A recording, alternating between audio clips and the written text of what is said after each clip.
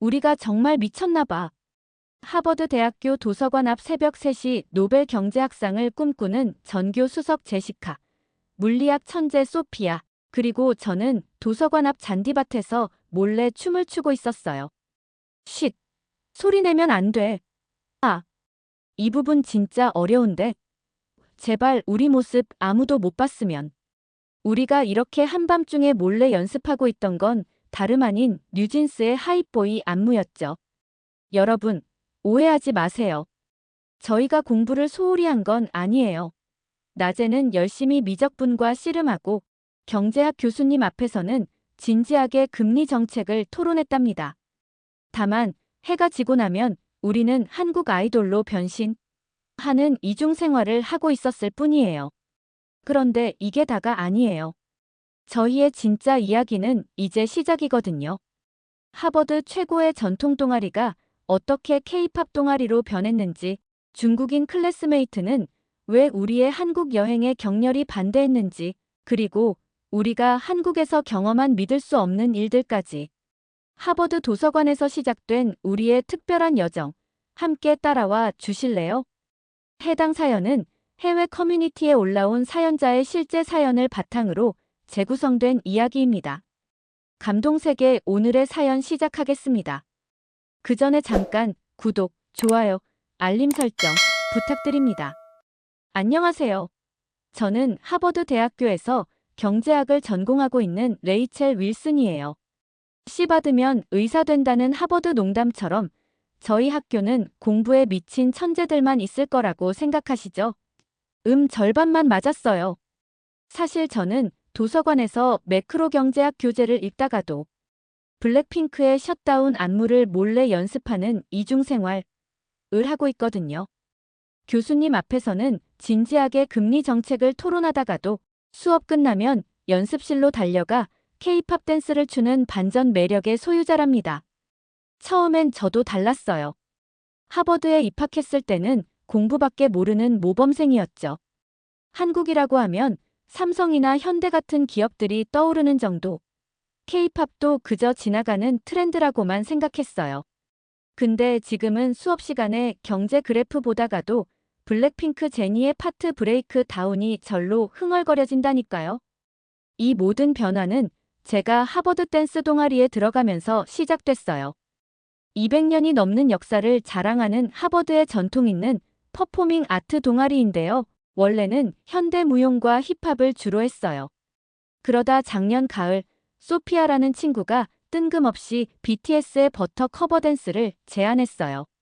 처음에는 다들 안 될 거라고 했죠. 우리가 어떻게 그걸 추냐? 너무 어려워 보여. 이런 반응이었어요. 특히 현대 무용을 전공하는 제시카는 K-팝은 너무 상업적이야라면서 인상을 찌푸렸죠. 그런데 웬걸 소피아가 틀어준 영상을 보는 순간 모두가 입을 다물었어요. 칼같이 맞춰진 안무, 표정 연기, 그리고 중독성 있는 음악. 전통 있는 우리 동아리가 그날 하루 만에 완전히 뒤집어졌답니다. 다음 주부터 연습실은 전쟁터가 됐어요. 아침에는 경제학 수업에서 GDP를 공부하다가 저녁이면 블랙핑크의 핑크 베넘 안무를 외치며 연습하는 반전 매력 하버드생들로 가득 찼죠. 심지어 처음에 반대하던 제시카도 이제는 뉴진스의 하이보이 챌린지를 연습하다가 교수님한테 걸린 적도 있어요. 그렇게 한 달 뒤 우리의 첫 K-팝 커버 공연이 학교 축제에서 있었는데 이게 무슨 일이래요? 하버드 역사상 가장 많은 관객이 모였다는 거 아니겠어요? 심지어 경제학과 마틴 교수님이 오셔서는 이런 게 바로 문화적 시너지에 좋은 예시군요라면서 수업 시간에 우리 공연을 사례로 들으셨다니까요. 그 뒤로는 말 다 했죠. 이제 우리 동아리방에는 쇼팽 대신 르세라핌이, 바흐 대신 트와이스가 흘러나와요. 작년까지만 해도 현대무용 동작을 연습하던 친구들이 이제는 아이브의 러브다이브 포인트 안무를 연습하느라 바쁘답니다. 저희 동아리에 중국계 밍밍이라는 친구가 있어요. 처음에는 중국 전통춤이 더 예술적이야. K-팝은 그냥 상업적인 거잖아라면서 동아리 활동에도 안 나오고 그랬거든요. 근데 어느 날 밤 도서관에서 공부하다가 잊어버린 노트북 충전기를 가지러 기숙사에 갔다가 제가 믿을 수 없는 광경을 목격했어요. 복도 끝에서 뭔가 음악 소리가 희미하게 들리는 거예요. 궁금해서 따라가 보니까 아니, 이게 누구야? 밍밍이 방에서 뉴진스의 디토 음악이 새어나오고 있는 게 아니겠어요? 문이 살짝 열려 있어서 들여다봤더니 거울 앞에서 혼자 춤을 연습하고 있더라고요. 그것도 완전 진지하게요. 그 순간 우리 눈이 거울에서 마주쳤는데 밍밍이 얼굴이 토마토처럼 빨개지면서 방 안으로 도망가려고 하더라고요. 근데 제가 재빨리 문을 잡으면서 말했죠. 잠깐만. 그 동작 맞춤표 나오는 부분 맞지? 나도 그 부분이 제일 어려웠어. 그러자 밍밍이 멈칫하더니 조심스럽게 물었어요. 너도 이거 추고 있었어? 알고 보니 밍밍이도 몰래 유튜브로 K-팝 댄스를 독학하고 있었던 거예요. 근데 자존심 때문에 동아리에는 못 나온다고. 그래서 제가 제안했죠. 우리 같이 연습할래? 나 사실 이 부분 여기서 이렇게 돌 때 균형 잡기가 너무 어려웠거든. 그러면서 제가 시범을 보여줬는데 진짜 삐끗하면서 넘어질 뻔했어요. 그 모습을 보던 밍밍이가 처음으로 빵 터져서 웃더니 아니야. 그렇게 하는 게 아니라 라면서 본인이 연습한 걸 보여주는 거예요. 그렇게 그날 밤 새벽 3시까지 우리는 밍밍이 방에서 안무를 연습했어요. 중간에 룸메이트한테 소음 신고 한 번 당하고 층장님한테 경고도 받았지만 그래도 너무 재미있었어요. 다음 날부터 밍밍이가 동아리 활동에 나오기 시작했는데 웃긴 건 아직도 자기가 K-팝을 좋아한다는 걸 인정하지 않는다는 거예요. 나는 그냥 현대 무용의 다양한 측면을 연구하는 거야. 라면서 괜한 변명을 하는데 폰 배경화면은 르세라핌이더라고요. 며칠 전에는 밍밍이가 살짝 긴장된 표정으로 절 불러서는 저기 다음 주에 있을 BTS 춤 배우기 워크샵 혹시 같이 갈래? 라고 묻더라고요. 이제는 동아리에서 밍밍이가 제일 열심히 춤을 추는데 그래도 여전히 이건 순전히 학술적인 관심이야. 라고 고집을 부린답니다. 귀엽죠? 우리 동아리에는 특별한 전통이 하나 있어요. 2년에 한 번씩 해외로 수학여행을 간다는 거죠. 그동안은 주로 미국 내 도시나 유럽을 다녀왔는데 이번에는 뭔가 달랐어요. 동아리 회장 소피아가 한국행을 제안한 거예요. 우리, 이번엔 한국 어때? 요즘 K-팝도 인기 있잖아. 거기 가면 진짜 K-팝 댄스도 배우고 한국의 댄스 문화도 경험할 수 있을 것 같아. 소피아의 말에 처음엔 다들 의아해했죠.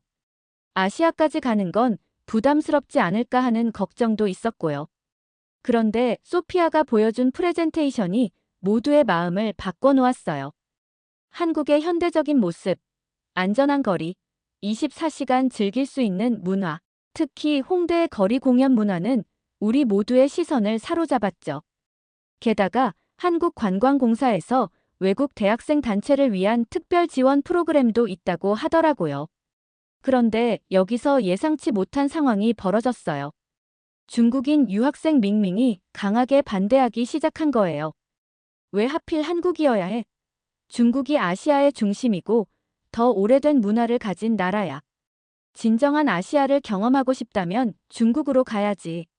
밍밍의 반대는 오히려 우리의 호기심을 더 자극했어요. 솔직히 밍밍의 반응이 왜 이렇게 격앙됐는지 이해할 수 없었거든요.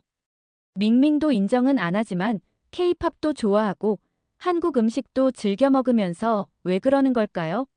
결국 우리는 투표를 하기로 했고 놀랍게도 120명의 회원 중 95%가 한국행을 지지했어요. 밍밍을 포함한 몇몇 중국 학생들은 결국 불참을 선언했지만 100명이 넘는 인원이 한국 여행을 함께 하기로 했답니다. 여행 준비는 그 자체로 또 다른 여행이었어요.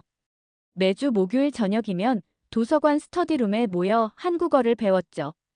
안녕하세요부터 시작해서 감사합니다. 이거 얼마예요? 같은 기본적인 회화를 연습했어요. 연습실에서는 K-팝 안무를 연습하느라 땀을 흘렸고 주말엔 다 같이 모여 한국 드라마를 봤어요. 드디어 인천행 비행기에 올랐을 때 저는 설렘에 잠을 이룰 수가 없었어요. 13시간의 긴 비행 동안 창밖의 구름을 바라보며 생각했죠. 과연 어떤 경험들이 우리를 기다리고 있을까? 13시간의 긴 비행 끝에 인천국제공항에 도착했을 때 저는 피곤함보다는 설렘이 더 컸어요. 그런데 비행기에서 내리는 순간부터 저희를 기다리고 있던 건 놀라움의 연속이었답니다. 첫 번째 충격은 공항 자체였어요. 천장에서 쏟아지는 자연광, 마치 미술관처럼 세련된 디자인, 그리고 깔끔하게 정돈된 공간. 보스턴 로건 공항이나 뉴욕 JFK 공항과는 완전히 달랐죠. 이게 정말 공항이야? 마치 럭셔리 쇼핑몰 같은데. 친구 제시카의 말처럼 우리 모두 입이 떡 벌어졌어요. 더 놀라운 건 입국 심사 과정이었답니다. 미국에서는 보통 한두 시간은 기본으로 기다리잖아요. 그런데 여기서는 15분 만에 모든 절차가 끝났어요. 자동 출입국 심사대는 말할 것도 없고 직원들의 친절한 영어 응대까지. 처음 방문한 외국인들한테 이렇게 편리할 수가 있나 싶었죠. 화장실에 들어섰을 때는 정말 입이 떡 벌어졌어요. 13시간 비행으로 지친 저희를 반기는 건 클래식 음악이 은은하게 흘러나오는 고급스러운 공간이었거든요. 어머, 여기 진짜 공항 화장실 맞아? 제시카가 깜짝 놀라서 물었죠. 첫인상부터 달랐어요. 화장실 입구에 디지털 전광판이 있는데 각 칸마다 사용 중인지 비어 있는지 LED로 표시해 주더라고요. 빨간 불은 사용 중, 파란 불은 비어 있다는 뜻이라고 해요. 이걸로 줄 설 때 어디가 비는지 훨씬 알기 쉽겠다. 소피아가 감탄했죠. 그리고 정말 놀라웠던 건 새치기 같은 건 상상도 못할 만큼 질서정연하게 줄을 서 있는 거예요. 뉴욕 JFK 공항에서는 상상도 못할 광경이었죠. 칸 안으로 들어가니 이건 또 얼마나 놀라웠는지 몰라요. 모든 칸마다 비대는 기본이고 온도 조절까지 되는 거예요. 우와, 보스턴에서는 이런 거 호텔 스위트룸에서나 보는 건데 밍밍이 감탄했죠. 참 안 간다던 밍밍도 결국 같이 왔어요. 하하. 화장실 칸 안에는 작은 선반도 있어서 짐을 올려둘 수 있게 되어 있더라고요. 화장실 전체가 따뜻하게 온도 조절이 되어 있어서 한겨울에도 춥지 않게 이용할 수 있대요. 어디 하나 냄새나는 구석이 없을 정도로 깨끗했고 화장실 페이퍼도 부드러운 고급 종이를 쓰더라고요. 이쯤 되면 그냥 화장실이 아니라 스파 아냐? 소피아가 농담했지만 다들 고개를 끄덕였어요. 특히 놀라운 건 이게 공항의 기본 시설이라는 거예요. VIP 라운지도 아니고 그냥 일반 화장실인데 말이죠. 나중에 알고 보니 청소 직원분들이 매번 점검을 도시면서 화장실을 관리하신대요. 그래서 항상 깨끗하고 필요한 물품이 떨어지지 않게 유지된다고 하더라고요. 우리나라도 이런 시스템 좀 배워야 하는 거 아냐? 제시카의 말에 우리 모두 격하게 동의했답니다. 공항철도를 타러 가는 길에서도 신기한 걸 발견했어요. 로봇이 공항을 돌아다니면서 길 안내를 해주고 있었거든요. 영어는 물론이고 중국어, 일본어까지. 저희가 다가가서 서울역 가는 길을 물어보니 친절하게 방향을 알려주더라고요. 레이첼, 여기 봐봐. 로봇이 우리보다 더 친절한 것 같아. 친구들과 웃으면서 사진도 찍었죠. 기차를 타고 가면서 창밖을 내다보는데 또 다른 차원에 온 것 같았어요. 고층 빌딩들 사이로 보이는 산들이 특히 인상적이었죠. 뉴욕이나 보스턴에서는 볼 수 없는 풍경이었어요. 저기 봐, 도시 한가운데 저렇게 큰 산이 있다니. 우리 모두 신기해하면서 사진을 찍느라 바빴죠. 서울역에 도착해서는 또 다른 놀라움이 기다리고 있었어요. 역사 내부가 마치 작은 도시 같았거든요. 지하 상가에는 예쁜 옷가게들이 즐비했고 맛있는 냄새가 가득한 식당가도 있었어요. 근데 정말 놀라웠던 건 와이파이였어요. 공공 와이파이라니 미국 어디서도 들어보지도 못한 공공 와이파이. 한국은 도대체 뭘로 돈 벌고 사나 싶다니까요. 공항부터 지하철, 심지어 버스에서도 끊기지 않고 잘 터지더라고요. 미국은 아직도 데이터 요금이 비싼데 여긴 공공 와이파이가 이렇게 잘 되다니. 숙소로 가는 길에 편의점에 들렀는데 이것도 완전 신세계였어요. 24시간 영업에 도시락부터 화장품까지. 심지어 작은 테이블에서 즉석 라면을 먹을 수도 있더라고요. 여기 편의점은 마치 작은 백화점 같아. 친구들과 신기해하면서 이것저것 구경하다가 결국 한국 과자랑 음료수를 잔뜩 사들고 나왔죠. 그날 밤 호텔방에서 친구들과 이야기를 나눴어요. 다들 무슨 생각해? 제가 물었더니 소피아가 대답했죠. 레이첼, 솔직히 말해서 우리가 생각했던 것보다 훨씬 더 발전된 것 같아. 이제 겨우 첫날인데 이렇게 놀라운 걸 보면 앞으로 어떤 일들이 기다리고 있을지 정말 기대돼. 창 밖으로 반짝이는 서울의 야경을 바라보면서 저도 같은 생각을 했어요. 이제 겨우 시작인데 벌써 이렇게 많이 놀랐다니. 앞으로의 여행이 정말 기대되더라고요. 그때는 몰랐죠. 이게 정말 놀라움의 시작일 뿐이라는 걸요. 한국에서의 둘째 날, 우리는 홍대 근처에 있는 한 카페에서 의외의 경험을 하게 됐어요. 점심시간이 막 지난 오후, 노트북과 아이패드를 테이블에 올려두고 공연 연습 계획을 세우고 있었죠. 그때 소피아가 갑자기 화장실에 가고 싶다고 했어요. 누가 내 노트북 좀 봐줘. 소피아가 말하자 옆자리에 있던 한국인 대학생이 웃으면서 말해주더라고요. 걱정 마세요. 여기선 아무도 안 가져가요. 그냥 두고 가셔도 돼요. 처음엔 그 말을 믿을 수 없었어요. 보스턴에서는 잠깐이라도 자리를 비우면 노트북이 사라지는 게 일상이잖아요. 하버드 도서관에서도 화장실 갈 때는 꼭 누군가에게 부탁하거나 가지고 가야 하는데 말이죠. 그런데 정말 신기하게도 주변을 둘러보니 많은 사람들이 자기 물건을 그대로 둔 채 자리를 비우고 있었어요. 심지어 어떤 사람은 지갑까지 테이블 위에 놓고 음료를 받으러 간 거예요. 이게 말이 돼? 제시카가 놀란 목소리로 말했죠. 용기를 내서 저도 한번 시도해봤어요. 노트북과 가방을 그대로 두고 화장실에 다녀왔는데 놀랍게도 정말 아무 일도 없었어요. 오히려 제가 돌아왔을 때 옆자리 손님이 자리 지켜드렸어요 라고 미소 지으며 말해주시더라고요. 그날 저녁 더 놀라운 경험을 했어요. 연습을 마치고 늦은 시간에 지하철을 타고 돌아가는데 한 할머니께서 무거운 짐을 들고 계시는 게 보였죠. 그런데 우리가 도와드리려고 하기도 전에 옆자리에 앉아있던 고등학생으로 보이는 학생들이 벌떡 일어나서 할머니의 짐을 들어드리고 자리도 양보하더라고요. 레이첼, 저기 봐봐. 소피아가 속삭였어요. 뉴욕 지하철에서는 상상도 못할 일이야. 정말 그랬어요. 뉴욕이나 보스턴의 지하철에서는 대부분 자기 일에만 신경 쓰잖아요. 하지만 여기서는 모든 사람이 서로를 배려하고 있었어요. 새벽 1시가 넘어 숙소로 돌아가는 길이었는데 또 한 번 놀라게 됐어요. 여성 혼자서 이어폰을 끼고 걸어가는 모습, 늦은 시간에도 공원에서 운동하는 사람들. 마치 나처럼 편하게 다니는 거예요. 여기는 진짜 안전한가 봐. 제시카가 말했죠. 우리 동네였으면 이 시간에 절대 혼자 못 다닐 텐데. 다음 날 아침, 우리는 한강공원으로 자전거를 타러 갔어요. 그런데 자전거 대여소에서 또 한 번 문화 충격을 받았죠. 비싼 자전거들이 줄지어 있는데 아무런 감시 카메라도 없고 그냥 잠금 장치 하나로만 관리하고 있더라고요. 미국이었으면 다음 날 하나도 안 남았을 텐데. 우리끼리 웃으면서 이야기했어요. 특히 인상 깊었던 건 지갑을 잃어버렸다가 찾은 친구의 이야기예요. 소피아가 카페에서 지갑을 두고 왔는데 1시간 뒤에 가보니 계산대에 그대로 보관되어 있더래요. 현금도 카드도 하나도 안 없어졌대요.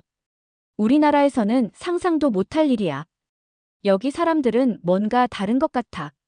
그러고 보니 거리에 경찰도 많이 안 보이는데 오히려 더 안전하게 느껴지는 게 신기했어요. 나중에 알게 된 건데 한국은 CCTV가 잘 설치되어 있고 시민들의 준법 정신이 높아서 범죄율이 매우 낮다고 해요. 우리 중 한 명이 물었죠. 어떻게 이렇게 안전한 나라를 만들 수 있었을까? 그때 한국인 가이드분이 해주신 말씀이 아직도 기억에 남아요. 우리는 서로를 믿고 배려하는 것을 중요하게 생각해요. 그게 우리 문화의 기본이죠. 정말 그랬어요. 한국의 안전은 단순히 법이나 시스템의 문제가 아니었어요. 시민들의 높은 의식 수준과 서로에 대한 신뢰, 그리고 배려의 문화가 만들어낸 결과였던 거죠. 이런 게 진정한 선진국의 모습이 아닐까요? 한국에서의 네 번째 날, 우리는 드디어 홍대 거리로 향했어요. 댄스 동아리 친구들에게 홍대는 꼭 한번 가봐야 할 성지 같은 곳이었거든요. 지하철을 내리자마자 거리를 가득 메운 음악 소리와 젊은이들의 웃음소리가 우리를 반겼죠. 와, 이게 바로 홍대구나. 우리 모두 설레는 마음으로 거리로 나섰어요. 거리 곳곳에서 버스킹이 한창이었는데 특히 눈길을 사로잡은 건 한 케이팝 커버 댄스 팀이었어요. 뉴진스의 하이프 보이를 추고 있었는데 마치 진짜 아이돌을 보는 것 같았어요. 우리는 자연스럽게 그 공연 앞에 멈춰섰죠. 놀라웠던 건 퍼포먼스의 수준이었어요. 레이첼, 저 팀 실력 정말 대단한데 우리보다 더 잘 추는 것 같아. 소피아가 속삭였죠. 정말이지, 그들의 춤은 완벽했어요. 안무는 물론이고 표정 연기까지 마치 전문 댄서들을 보는 것 같았답니다. 공연이 끝나고 우리가 열심히 박수를 치고 있을 때 뜻밖의 일이 벌어졌어요. 그 팀의 리더로 보이는 언니가 우리를 향해 걸어오더니 혹시 외국에서 오신 거예요? 라고 물어보는 거예요. 우리가 하버드 댄스 동아리라고 하자 그분의 눈이 반짝였어요. 우와, 정말요? 저희랑 같이 한 곡 추실래요? 그 순간 우리 모두 놀랐죠. 그런데 더 놀라운 제안이 이어졌어요. 다음 곡이 블랙핑크의 셧다운인데 혹시 아시나요? 얼마나 다행인지 몰라요. 우리가 하버드에서 가장 열심히 연습했던 곡이 바로 그 노래였거든요. 물론이죠. 저희도 그 춤 연습했어요. 우리 모두 신이 나서 대답했죠. 잠시 후 우리는 한국 댄스팀과 함께 거리 무대에 섰어요. 처음에는 너무 긴장됐지만 음악이 시작되자 모든 걱정이 사라졌어요. 춤을 추면서 느꼈어요. 언어는 달라도 국적은 달라도 춤으로는 완벽하게 하나가 될 수 있다는 걸요. 관객들의 반응은 상상 이상이었어요. 외국인이 케이팝을 저렇게 잘 추다니. 와, 대단하다. 하는 감탄사가 여기저기서 터져나왔죠. 특히 제가 메인 댄서를 맡았던 부분에서는 큰 환호성이 터져나와서 정말 가슴이 벅찼어요. 공연이 끝나고 나서도 좋은 일이 이어졌어요. 한국 댄스팀에서 우리를 근처 치킨집으로 초대해 준 거예요. 치맥 아세요? 한국에서는 치킨과 맥주를 같이 먹는 게 문화예요. 그들이 설명해 주었죠. 치킨집에서 우리는 밤늦게까지 이야기를 나눴어요. 케이팝 안무의 특징부터 각자의 춤 스타일까지 대화는 끊임없이 이어졌죠. 특히 인상 깊었던 건 그들이 춤에 대해 가진 진지한 태도였어요. 단순히 취미가 아니라 삶의 중요한 부분으로 춤을 대하는 모습이 정말 멋있었어요. 우리 인스타그램 교환해요. 다음에 또 같이 춤춰요. 헤어질 때 그들이 말했어요. 그때는 몰랐죠. 이 만남이 우리의 한국 여행에서 가장 특별한 순간이 될 거라는 걸요. 다음 날 그들이 보내준 공연 영상이 SNS에서 엄청난 인기를 얻기 시작했어요. 하버드 학생들의 깜짝 K-팝 댄스라는 제목으로 영상이 퍼지면서 조회수가 순식간에 100만을 넘었죠. 댓글들도 정말 따뜻했어요. 문화의 벽을 넘는 K-팝의 힘, 이런 게 진정한 문화 교류지. 그날 밤 숙소로 돌아오는 길에 우리는 모두 같은 생각을 했어요. 한국의 댄스 문화는 단순한 춤이 아니었어요. 그것은 서로를 이해하고 함께 즐기고 하나가 되는 특별한 소통 방식이었던 거죠. 우리는 그날 춤을 통해 진정한 한국의 마음을 느낄 수 있었답니다. 미국으로 돌아온 지 2달이 지났어요. 지금 저는 하버드 도서관에 앉아 한국어 공부를 하고 있답니다. 그래요. 한국에서의 경험은 제 일상을 완전히 바꿔놓았어요. 어떻게 변했는지 들려드릴게요. 가장 큰 변화는 제 가치관이에요. 전에는 하버드생이라는 자부심이 좀 컸던 것 같아요. 세계 최고의 대학에서 공부하는 만큼 뭔가 특별하다고 생각했죠. 그런데 한국에서 만난 젊은이들의 열정과 실력을 보면서 제 생각이 많이 달라졌어요. 홍대에서 만난 댄서들은 대학생이 아닌 직장인들이었는데도 일과 열정을 완벽하게 양립하는 모습이 정말 인상적이었거든요. 우리 동아리도 많이 변했어요. 매주 화요일 저녁에는 K컬처 나이트를 시작했답니다. 한국 음식도 먹고 한국어도 배우고 K-팝 안무도 연습하죠. 특히 놀라운 건 밍밍의 변화예요. 처음에는 한국 여행에 반대했던 그녀가 이제는 우리 모임의 열성 멤버가 됐어요. 레이첼, 솔직히 말할게. 얼마 전 밍밍이 저에게 고백했어요. 처음에는 편견이 있었어. 그런데 한국의 발전된 모습을 보면서 많이 배웠어. 문화는 경쟁하는 게 아니라 서로 배우고 발전하는 거구나 싶었어. 제 룸메이트 사라도 큰 변화를 겪었어요. 원래는 패스트푸드만 먹던 친구였는데 이제는 매일 아침 김치를 찾아요. 심지어 한국의 24시간 편의점 문화가 너무 그립다면서 우리 기숙사 근처 편의점 사장님께 건의를 했대요. 라면 코너도 만들어 달라고요. 가장 뿌듯한 건 우리의 경험이 학교 전체로 퍼져나가고 있다는 거예요. 얼마 전에는 하버드 신문사에서 저희 이야기를 특집으로 다뤘어요. 어떻게 한국 여행이 하버드 학생들의 시각을 바꿨나라는 제목으로요. 기사가 나간 후 다른 동아리들도 한국 연수를 계획하기 시작했다고 해요. 특히 인상 깊었던 건 하버드 경영대학원에서 한국의 디지털 혁신과 시민의식이라는 특강을 열었다는 거예요. 교수님께서 저희의 경험담을 인용하시면서 한국의 발전 모델을 설명하셨죠. 기술의 발전만이 아닌 시민의식의 성장이 진정한 선진국의 조건이라고요. 제 진로 계획도 바뀌었어요. 원래는 월스트리트 금융가를 목표로 했는데 이제는 문화 교류 분야로 눈을 돌리고 있어요. 특히 한국의 문화 콘텐츠 산업에 관심이 많아졌죠. 얼마 전에는 하버드, MIT, 아시아 컨퍼런스에서 K-팝을 통한 글로벌 커뮤니케이션이라는 주제로 발표도 했어요. 홍대에서 만난 한국 친구들과는 지금도 연락하고 있어요. 매주 화상통화로 춤도 같이 연습하고 서로의 일상을 공유해요. 그들이 알려준 정이라는 단어의 의미를 이제는 진짜 이해할 것 같아요. 단순한 친분이 아닌 더 깊은 교감과 나눔이죠. 다음 달에는 우리 부모님과 함께 한국을 다시 방문할 예정이에요. 이번에는 제가 직접 가이드를 하기로 했죠. 부산의 해운대, 경주의 역사유적, 제주도의 아름다운 자연까지. 부모님께 한국의 모든 것을 보여드리고 싶어요. 한국에서의 경험은 제게 단순한 여행이 아닌 인생의 터닝 포인트가 되었어요. 발전된 기술, 편리한 시스템도 좋았지만 가장 큰 매력은 사람들의 따뜻한 마음이었죠. 이제 저는 말할 수 있어요.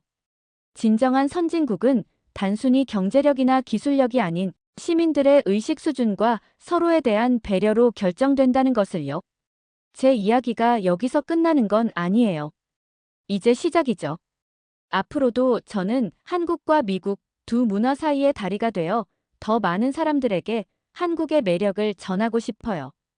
그리고 언젠가는 제가 경험한 감동을 더 많은 사람들과 나누고 싶답니다.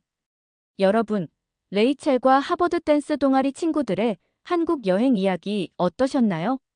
처음에는 단순한 K-팝 댄스 연습을 위해 방문했던 그들이 한국의 발전된 모습과 따뜻한 문화를 경험하면서 완전히 달라졌죠. 특히 인상적이었던 것은 인천공항의 첨단 시설, 편리한 대중교통, 안전한 거리 문화와 함께 홍대에서 만난 열정 넘치는 댄서들, 그리고 서로를 배려하는 시민의식이 공존하는 모습이었습니다. 이제는 한국어를 배우고 한식을 즐기며 K-팝 문화를 더 깊이 이해하는 한국 팬이 된 하버드 학생들의 모습이 감동적이지 않나요? 한국을 사랑하게 된 레이첼과 그의 친구들에게 해주고 싶으신 말씀이 있으신가요? 여러분의 특별한 이야기를 댓글로 들려주세요. 여러분의 댓글은 감동 세계가 더 좋은 사연으로 찾아올 수 있는 원동력입니다. 오늘 사연이 좋았다면 구독, 좋아요, 알림 설정 부탁드리며 영상 끝까지 시청해주셔서 너무 감사드리고요. 감동 세계는 더 좋은 영상으로 다시 찾아뵙겠습니다. 늘 건강 조심하시고 알차고 즐거운 하루 되세요. 감동 세계였습니다. 고맙습니다. 그리고 늘 사랑합니다.